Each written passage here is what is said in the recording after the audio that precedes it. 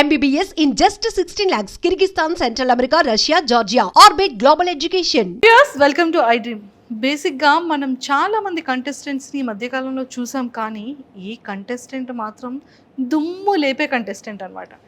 Just ఇలా stage మీదకి ఇలా వచ్చి రాగానే ఒక అటెన్షన్ని ఇలా గ్రాప్ చేసేసింది. అది కూడా చాలా కష్టమే, కానీ స్టేజ్ మీదకి రాగానే ఎవరబ్బాయి అమ్మాయి ఇలా చేసింది అనుకున్నారు, కానీ తన టాస్కులతో కానీ తన వే ఆఫ్ టాకింగ్తో కానీ అందరి హార్ట్స్ని ఇలా విన్ అయిపోయిందంట. సో మరి ఈ పాటికి మీరు అందరూ గెస్ట్ చేసేసారు ఆ దుమ్ము లేపిన ఆ బ్యూటీ. హాయ్ హాయ్, హాయ్ అక్క, ఎలా ఉన్నారా? బాగున్నా, మీరు ఎలా ఉన్నారు? రే నేను కూడా చాలా బాగున్నాను రా. నీ ఎనర్జీ లెవెల్స్ ఏదో లో అయినట్టు అనిపిస్తుంది రా నువ్వు ఇలా మాట్లాడుతుంటే. లేదు నాకు నీ స్టైల్లో కావాలరా. అరిస్తే మైక్ ఎక్కడ, మళ్ళీ స్పీకర్ మింగేసామని చెప్పి ఆల్రెడీ వస్తున్నాయి, బట్ అరిస్తే మీ మైక్ ఎక్కడ డ్యామేజ్ అవుతుంది అని చెప్పి ఏమవ్వదు. మైక్ నీదే, రోజు నీదే, కెమెరాస్ నీవే. Okay done. What you are, ఎలా ఉన్నా అలా ఉండొచ్చు హ్యాపీగా. ఓకే హై గైస్, అది ఎప్పుడు మా దమ్ము శ్రీజ బయటపడింది అనమాట. ఎక్సలెంట్. ఎలా ఉన్నారా? బాగున్నాక. Welcome to our Vizag. మా వైజాగ్ కి మీకు వెల్కమ్. నాది వైజాగే కదా, ఓ మీది వైజాగేనా? పుట్టి పెరిగి చదివి అంత వైజాగే కదా. ఓకే ఓకే, నేనైతే మధ్యలో కొంచెం అటు ఇటు వెళ్ళాను, కానీ మీరు మాత్రం వైజాగ్ లోనే ఉన్నారు అయితే. ఎస్.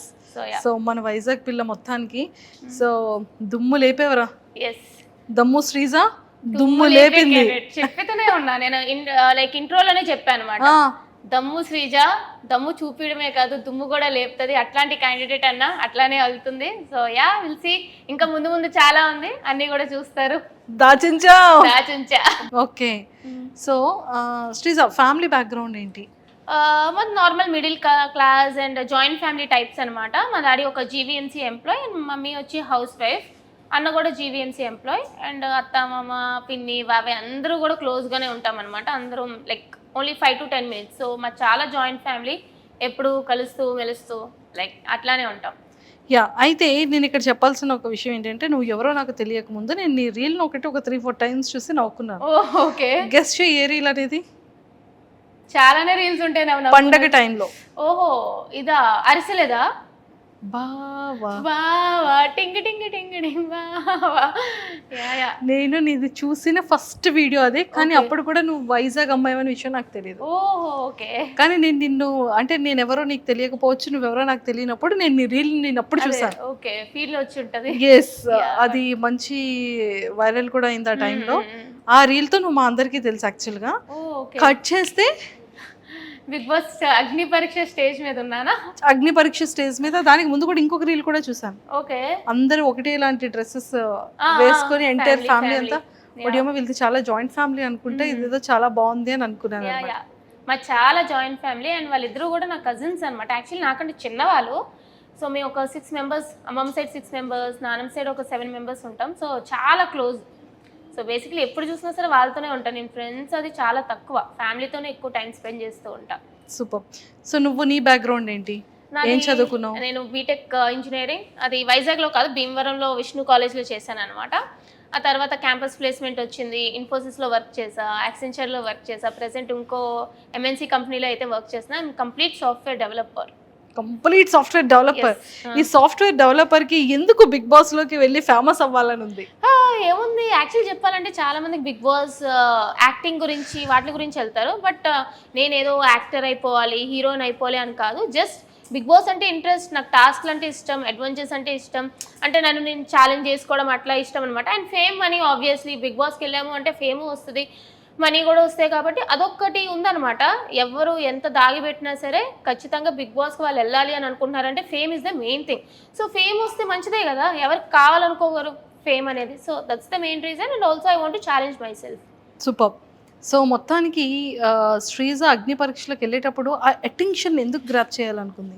నాకు చిన్నప్పటి నుంచి కూడా నేను ఎక్కడుంటే మిగతా వాళ్ళ అటెన్షన్ నా మీదే ఉండాలి అనే మైండ్ సెట్ అనమాట.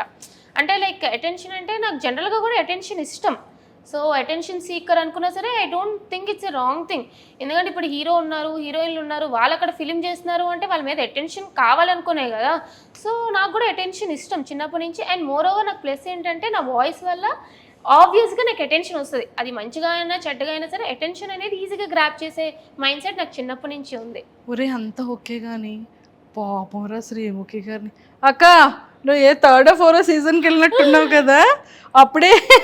అంటే లైక్ జనరల్గా అది అఫెండ్ చేసేలాగా నేను చెప్పాలనుకోలే. నేను జనరల్గా ఏమనంటే తిరిగి ఇచ్చే ఇది ఉంటుంది అక్కడ ఏం జరిగినా. ఒక క్యూట్ పంచులనే ఇచ్చావు, అది చాలా సరదాగా అనిపించింది. బట్ అంత స్పాంటినిటీగా ఎలా చెప్పగలిగావని. మాటలు పుచ్చకాయ కదా, చిన్నప్పటి నుంచి మాటలు అలవాటు టైప్. ఎవరైనా అంటే నేను నోరు మూసుకునే కూర్చునే బ్యాచ్ కాదనమాట, వెంటనే తిరిగి ఇచ్చేస్తా అది ఎవరైనా సరే. సో అట్లా అనేటప్పటికి అక్క అంటే అక్క కూడా అరుస్తుంటది కదా, అక్క నువ్వు కూడా వెళ్ళావు కదా అక్క, అప్పుడే మూసేవారు సో ఇప్పుడు కూడా ముయ్యరు అని చెప్పి ఇట్స్ లైక్ మంచిగానే చెప్పా. శ్రీముఖి గారు ఎలా రియాక్ట్ అయ్యారట? షీఈస్ ఆల్సో అయ్యో అన్నట్టు అనుకున్నారు అంతే తప్ప తను కూడా ఏమో చాలా క్యూట్ ఎక్స్ప్రెషన్ ఇచ్చారు తను కూడా. బేసిక్ గా పాపం నేను హ్యాండిల్ చేయలేక ఇన్నోసెంట్ అయినటువంటి అమాయకుడు అయినటువంటి అభిజిత్ గారికి అప్పు చెప్పారమ్మా నిన్ను, నేను హ్యాండిల్ చేయలేకపోతున్నాను Abhijeet you can handle please అన్నారు పాప ఆవిడ. రెడ్ ఒక్కసారి రెడ్లు ఇచ్చారు, అసలు రెడ్ అని ఇచ్చాడు అనమాట అభిజిత్ గారు. అంటే యాక్చువల్లీ తెలిసిందే కదా మనం అభిజిత్ గారు చాలా కామ్ ఆ మైండ్ సెట్ అనమాట. నేనేంటంటే హడావడి రచ్చరచ్చ చేసేటప్పటికి సో అభిజిత్ గారు ఏందబ్బా ఈ పిల్ల మనకు సెట్ అయ్యలేదు అంటే ఎవరి మైండ్ సెట్ చాలు కదా. సో అభిజిత్ గారికి ఫస్ట్ మంచి ఇంప్రెషన్ రాలేదు, సో హీ గేవ్ రెడ్. నేను కూడా అట్లాగా ఏంటండి భయపడుతున్నారా అన్నట్టు అన్నాను, కానీ he's also very sweet actual Abhijit గారు. సూపర్. మీకు 2 ఎపిసోడ్స్లోనే తెలుస్తుంది అభిజిత్ గారే తిరిగి యూఆర్ ఎ స్ట్రాంగ్ కంటెస్టెంట్ అంటారు. True true. అండ్ మంచి మంచి టాస్కులు చేసావు. హ్యాండ్ మీద రియల్ గా tattoo. Yeah it's original tattoo, మీకు పోదండి, it's real tattoo. I love Bigg Boss. Yeah I love Bigg Boss. Yes true true. అసలు 1 సెకండ్ కూడా ఏం ఆలోచించలేదు కదా. లేదు లైక్ ఐ నో లైక్ అంతవరకు వెళ్ళినప్పుడు it's not easy to go there. ఎవరైతే కంటెస్టెంట్స్ అందరూ కూడా వెళ్ళారో చాలా లెవెల్స్ దాటుకొని వెళ్ళాం. It's like 4-5 levels. చాలా మందిలో మమ్మల్ని సెలెక్ట్ చేశారు. అక్కడికి వెళ్ళాక జస్ట్ ఒక టాటూ గురించి బ్యాక్ స్టెప్ అంటే అక్కడ ఏ టాస్క్ ఇచ్చినా సరే I was ready to do. So give up ఇవ్వాలి అని అనుకోలేదు అనమాట. సో నాకు 4 అన్నా కూడా సో ఓకే ఐ ట్రై, నేను ఒప్పుకుంటాను అన్నట్టే నేను ముందుకు అడిగేసాను. So yeah I was like నాకు డేరింగ్ ఎక్కువ. సో ఐ వాజ్ ఓకే చేయండి, అక్కడ కూర్చోబెడతారు అంటే ఐ డూ ఇట్ అన్నాను అంతే. కాలేజ్లో ఓల్డ్ ఫ్రెండ్స్ కానివ్వచ్చు, మీ ఆఫీస్లో నీ కొలీగ్స్ కానీ ఎలా సర్ప్రైజ్ ఫీల్ అయ్యారు? అండ్ ఫ్యామిలీ మెంబర్స్ కూడా. యాక్చువల్లీ నేను గ్రూప్ డిస్కషన్ వెళ్ళేటప్పుడు నా ఫ్యామిలీకి చెప్పి వెళ్ళలేదు. నో దొంగలు ఉన్నారమ్మా ఈ అగ్ని పరీక్షకి వెళ్ళిన కంటెస్టెంట్ అందరూ దొంగలు. యాక్చువల్లీ నేను చాలా మంది అనుకుంటారు కానీ I was manifesting it. Last time Bigg Boss అన్నప్పుడే చూడండి నేను ఖచ్చితంగా నెక్స్ట్ ఇయర్ బిగ్ బాస్కి వెళ్తా, విన్నర్ అయితే చూడండి అంటే వాళ్ళు నా ఫ్రెండ్స్ అంటే లైక్ బిగ్ బాస్ చూస్తూ ఉంటాను కాబట్టి నా ఫ్యామిలీ అంతా ఇది ఏదో చెప్తుందిలే సోది అన్నట్టు అనుకున్నారు అంతే తప్ప నేను నిజంగా వెళ్తానని ఎక్స్పెక్ట్ చేయలేదు. ఎప్పుడైతే సడన్గా కామనర్స్ అన్నారో అప్పుడు కూడా నేను చెప్పలే ఇలా పెడుతున్నాను అని చెప్పలే. ఫస్ట్ లెవెల్ అయిపోయింది, సెకండ్ లెవెల్ అయిపోయింది, ఇంక 3rd లెవెల్ జీడీకి హైదరాబాద్ రమ్మన్నారు.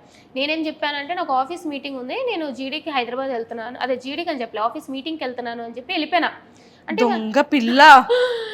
నా కజిన్స్ మాత్రం అనుకున్నారు అదేంటి దీని ఆఫీస్ బెంగళూరులో ఉంటే హైదరాబాద్ ఎందుకు వెళ్తుంది అని చెప్పి వాళ్ళకి ఒక డౌట్ వచ్చింది అనమాట. బట్ స్టిల్ లేదు ఇది ఒక అన్అఫీషియల్ మీటింగ్, క్లయింట్స్ తో కలవాలి, నేను వెళ్ళిపోతున్నాను అన్నట్టు మీటింగ్ కూడా చెప్పి వెళ్తే ఓకే జీడీ వెళ్ళిపోయింది అనుకున్నారు. వచ్చేసాను ఆ రోజు జీడీ ఇచ్చేసి వచ్చేసాను. అప్పుడు కూడా తెలుసు క్వాలిఫై అయిపోతానని. నేను జీడీ కూడా అదే చెప్పాను, నెక్స్ట్ లెవెల్కి డైరెక్ట్ క్వాలిఫై అవుతాను అని. సో వచ్చినాక ఎప్పుడైతే you are selected for like next level మీరు 10 days హైదరాబాద్లో ఉండాలి అంటే అప్పుడు చెప్పా ఇంట్లో. అది నీ ఫస్ట్ ప్రోమో చూసిన తర్వాత what your felt inside? Like ఏమనిపించలే అంటే లైక్ నాకు చాలా మంది ఏం చెప్పారంటే అరే ప్రోమోలో కొంచెం ఎక్కువ అన్నట్టు అనిపించింది కానీ ఎపిసోడ్ చూస్తే అంతా కూడా కొంచెం లైక్ మరీ ఓవర్గా చేసినట్టు అనిపించలేదు అన్నట్టు చెప్పారనమాట. సో బేసిక్లీ ప్రోమోలో ఏదైతే వాళ్ళకి ఇంపార్టెంట్ షార్ట్స్ వేసుకుంటారో అట్లనే వేసుకుంటారు కదా, నాకేం పెద్దగా అనిపించలేదు. బికాస్ అక్కడ చేసింది నేనే కాబట్టి ఆ మాట్లాడింది నేనే, చేసింది నేనే, చెప్పింది నేనే. సో వేసుకోండి మంచిగానే వెళ్ళిందని అనుకున్నా. నాకు ట్రోలింగ్ అనేది అలవాటే.